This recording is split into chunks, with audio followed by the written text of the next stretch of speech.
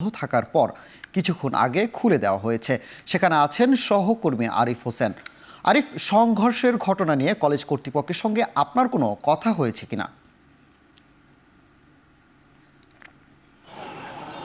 সানি, বস্তুতপক্ষে গতকালকে ঢাকা কলেজের ইন্টারমিডিয়েটের এক শিক্ষার্থীর আইডি কার্ড ছেঁড়াকে কেন্দ্র করে এই সংঘর্ষ আজকের দুপুর 11:30 থেকে শুরু হয়। অর্থাৎ ঢাকা কলেজ এবং সিটি কলেজের যে শিক্ষার্থীরা রয়েছে তাদের মধ্যে ধাওয়া পাল্টানো হয়। এক পর্যায়ে 2 থেকে 3 জন শিক্ষার্থী আহত হয়েছে, এমনটা জানিয়েছে আমাদের এখানে যারা প্রত্যক্ষদর্শী ছিলেন তারা।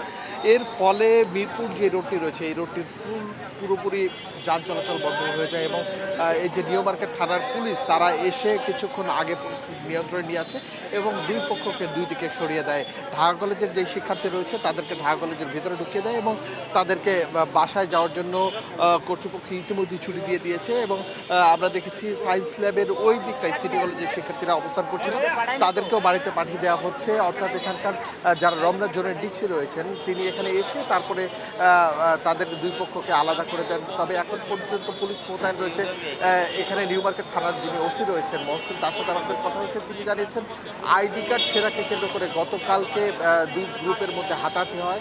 অর্থাৎ ঢাকা কলেজের এক শিক্ষার্থীর আইডি কার্ড ছিঁড়ে ফেলে সিটি কলেজের শিক্ষার্থীরা। এরপরই আজকে 11:30টায় সেই শিক্ষার্থী সহ বেশ কয়েকজন শিক্ষার্থীকে ঢাকা কলেজের সামনে শনাক্ত করে ঢাকা কলেজের ইন্টারমিডিয়েটের শিক্ষার্থীরা। এরপরই মারধরের ঘটনা ঘটে।